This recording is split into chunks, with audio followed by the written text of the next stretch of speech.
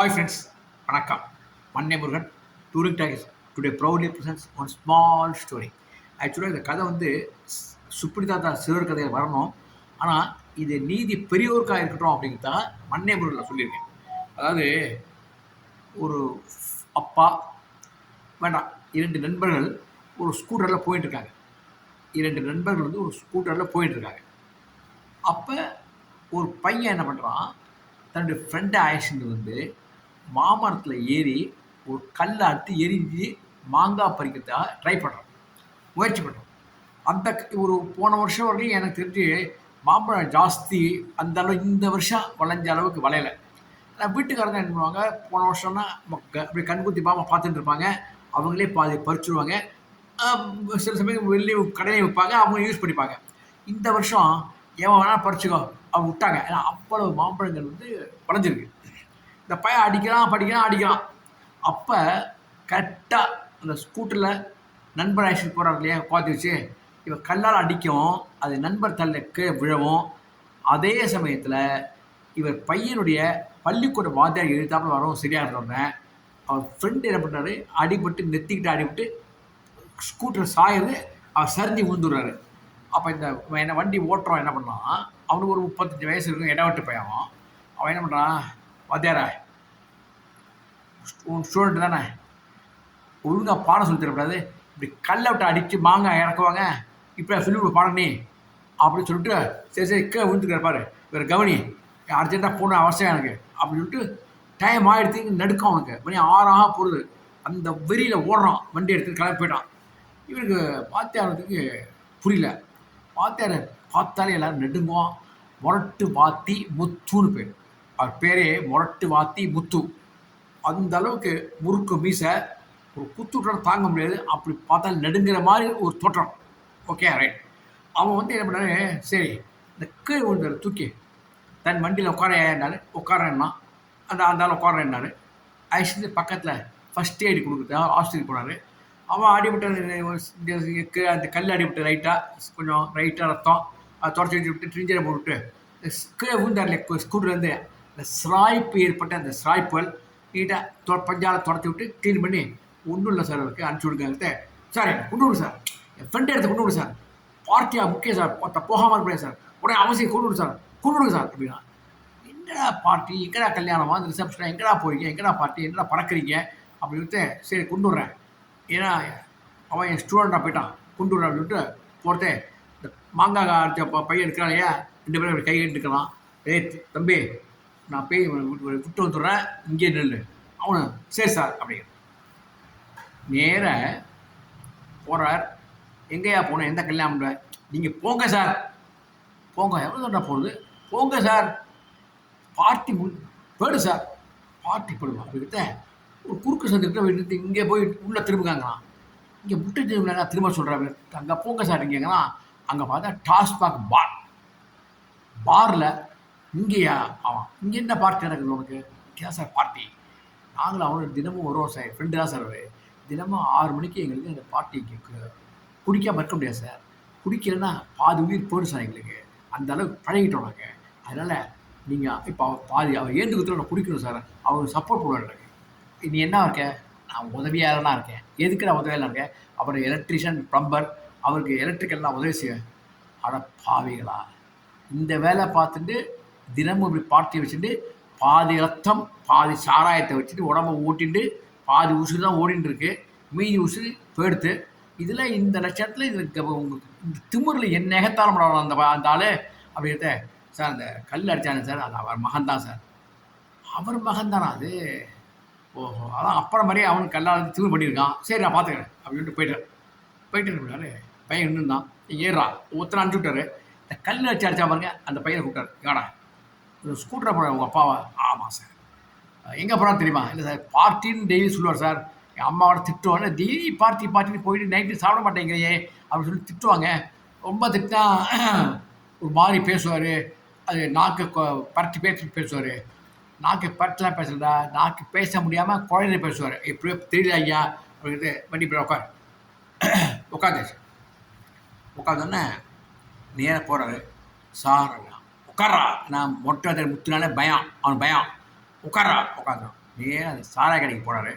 அப்போ தான் ஒரு ரவுண்டு முடிஞ்சு போயிட்டு அவன் முடிச்சான். அவன் 2வது ரவுண்டில் பாதியில் இருக்கான். இந்த ப்ளம்பர் அசிஸ்டண்ட்டு முதல் ரவுண்டுக்கு வந்திருக்காரு. அவன் 2வது ரவுண்டு முடிச்சு 3வது ரவுண்டு ஆரம்பிக்க போகிறான். இவர் 1.5 ரவுண்டு முடிஞ்சு 2வது ரவுண்டுக்கு இந்த ஆள் போகிறாரு. ஒருத்தன் போதையில் சார் போனார். பையனை காமிச்சு யாரோ அப்பா அப்படின்னாரு. இவர் தான் சார். ஏன் ஸ்கூட்டரில் அவ்வளோ அவசரமாக வேகமாக போனீல்ல, எதுக்குடா பார்ட்டின்னு சொல்லிட்டு போனேன். இதுதான் பார்ட்டியா? அவசியமான பார்ட்டியா அது? அப்படி என்ன சொல்லியிருக்கணும்? நீ ஒழுங்காக போயிருக்கணும். இவன் ரோட்டில் கல்லால் அடிக்கலாம். ஒவ்வொரு பையனும் ரோட்டில் கல்லால் அடித்து மாங்காய் பறிக்கிறத வாத்தியார் கூப்பிட்டு என்ன சொல்லி கொடுத்தேன்னு நீ கேட்பையா அப்படின்றத.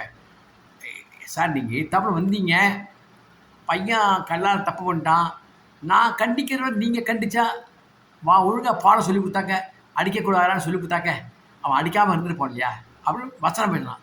ஓ, உள்ளே சரக்கு ஏற்றுனதுக்கப்புறம் தத்துவங்கள்லாம் தன்னால் வருதா உனக்கு அப்படின்னாப்புல. அப்போ வந்து சாரி சிரிப்பாக பேசுகிறாங்க.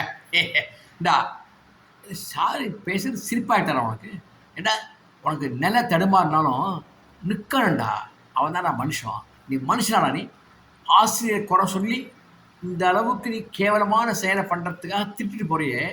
நண்பரோடக்கு நான் கவனிக்காம என்ன கவனி, உங்கள் மாணவன் பண்ண தப்புக்கு நீ தான் பனிஷ்மெண்ட் ஏற்றுக்கணும்னு சொல்லி என்னை அனுப்பிச்சி இல்லைடா. நான் போய் ஒரு ஆசிரியர் ஆயிடுச்சு போய் ஒன்று வந்து பாதியில் பார்ட்டி போடுவேன் பயந்தார ஆஃபீஸர் போய் அதிகாரி ரிட்டையர்மெண்ட் ஆக போகிற இருக்கு, போக வந்தால் தப்பாகிடும் பயந்து நானும் கொண்டு விட்டா சாராய கடை பாரில் உட்காந்துட்டு இந்த ஆட்டம் போடுறா நீ அப்படின்ட்டு. இந்தா உட்காரா தம்பி. ஐயா உட்காரா தம்பினா தம்பி தம்பி உட்காண்டான். சாராயத்தை எடுத்து ஒரு கிளாஸ் குறாடும். ஐயா ஐயா கொடுக்குறியா தொலைச்சுடும். ஒரு சாராயத்தை எடுத்து குடிக்கிறீல்ல அதை ஒரு கிளாஸ் ஊற்றணும். நீ எப்படி குடிப்பியோ அதே ஊற்றணும். எப்படிங்க? அப்போ நீ தானே சொல்லிக் கொடுக்கணும், ஆசிரியர் சொல்லிக் கொடுக்க முடியாது. நீ சொல்லிக் கொடு. அப்படின்னா பையனுக்கு அப்பா அது மாதிரி சொல்லி தருவாங்களாங்க? சாராயம் குடின்னு யாராவது சொல்லி தருவாங்களா? என்னங்க நீங்கள் பேசுகிறீங்க? அப்போ தான் அந்நேரம் பொலியோர் அரைஞ்சார். சாராய கடை ஒன்றும் கேட்க முடியாது. இந்த அறை இன்னும் அடுத்த முன்னூட்டு விழறதுக்குள்ளே அந்த கிளாஸை கொடுத்துரு அப்படின்ட்டு. ஐயா அது கொடுக்க மாட்டாங்க, அதுதான் பையனுக்கு கொடுக்க முடியாதுங்க. அவன் போல இங்கே அனுப்புங்க வெளியே. உட்காரா. அவன் உட்காந்துதான். திருப்பி இன்னொரு அறை கொடுத்தோன்னே சட்டையை பிடிச்சாரு. குறா ஊற்றுறாங்க. இல்லையா ஏன்னா போதை எடுத்து அவனாலே ஒன்றும் செய்ய முடியல, எல்லாம் சுற்றி கூட்டிட்டாங்க. அப்போ தவிக்கிறாப்புல. அப்போ சொல்கிறாரு, ஒரு ஆசிரியர் மாணவனை பார்த்து ரோட்டில் போ, ஒரு கல் எடு, மாங்காய் பறி, அடுத்தவன் கன்னத்துலையோ நெத்திலையோ பொட்டுலையோ விழுந்து அவன் பொக்குன்னு போட்டான் அப்படின்னு சொல்லி தருவாரா? அப்படிதான். அப்போ ஒரு ஆசிரியருக்கு என்ன வேலை இருக்குது, ஆசிரியர் எப்படி பாடம் நடத்துவார், அது வகுப்பில் தான் நடத்த முடியும். அவன் ரோட்டில் போகிறதே இப்படி நடந்துக்கணும், வெளியில் போகிறதே இப்படி நடந்துக்கணும், ஒவ்வொரு இடத்துலையும் போய் சொல்லிக் கொடுப்பாரா? அது பள்ளி வகுப்புலேயே நேர்மையாக நட, உத்தமனாகிது, ஒழுங்காக நடந்துக்கோ, உண்மையை பேசு, தவறான எண்ணங்களில் ஈடுபடாதே, திருடாதே, இதான் சொல்லித்தருவாரு. ஆமாம், அதில் நல்ல ஒழுக்கங்கள் சொல்லித்தரோம் இல்லையா? அதில் இதுவும் ஒன்று தானே. கல்லால் அடித்தான், எதேச்சரி வந்த உன் ஃப்ரெண்டு நெத்தியில் அடிச்சது, ரத்தம் வந்தது, அதுக்கு நான் பொறுப்பா? ஆசிரியர் சொல்லிக் கொடுத்தேன்னு நீ என்ன கேலி பண்ணியே, இப்போ நீ உன் பையனுக்கு சொல்லித்தரத்துக்கு யோசிக்கிறியா இல்லையாடா? ஆமாங்க. அப்போ நீ கெட்டதை சொல்லித்தரத்துக்கு யோசிக்கிறியா இல்லையா? ஆமாங்க. அதே மாதிரி யாருமே கெட்டதை சொல்லித்தர மாட்டாங்க. ஆசிரியர் நானும் கல்லால் அடி, நெத்தியில் பொட்டில் ரத்தம் வரும், அவன் அடிபட்டு போகட்டும் அப்படின்னு சொல்லித்தர மாட்டேன். புரிஞ்சுக்கோ. தவறான செயலை செஞ்சுவிட்டு தவறான காரியத்துக்காக நீனு வந்துவிட்டு என்னை தவறாக ஒரு லெவலில் கொண்டு நிறுத்திவிட்டு இப்போ உதையை வாங்கிட்ட பார்த்தியா, இந்த உதை நீ எனக்கு ஒரு குரு தட்சிணையாக ஒரு காணிக்கை கொடுவோம். ஐயா என்னையா காணிக்கை கொடுக்கணும்? கொடுத்தால் இங்கேருந்து நீ போவேன், இல்லைன்னா இந்த பையனுக்கு சாராயம் நானே ஊற்றி இந்த பாட்டில் முழுக்க குடிக்க சொல்லி மயக்கம் போட்டு விழுந்தாலும் சரி, செத்தாலும் சரி, ஏந்து போக மாட்டேன். ஏன் சொல்கிறேன்? நான் ஸ்கூலில் அடித்தா அது தண்டனை, இங்கே அடித்த பற்றியா ஒன்றே தண்டனை கிடையாது.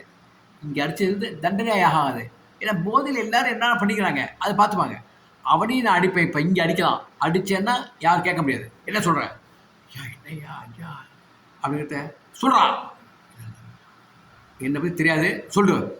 ஐயா என்ன சொல்கிறீங்க தெரியலையா, நான் என்ன தட்சணை கொடுக்குறேன்ட்டு எல்லாத்தையும் ஒரு ரவுண்டு கொடுத்துறையா, இன்னும் ஒரு ரவுண்டுக்கு தான் வச்சுருக்கேன், ஒரு ரவுண்டு வச்சுருக்கேன், ஒரே அற பாதி போக சொல்லு. சொல்லுங்க சொல்லுங்க அப்பா அப்பா அப்பா அப்படின்னு வா.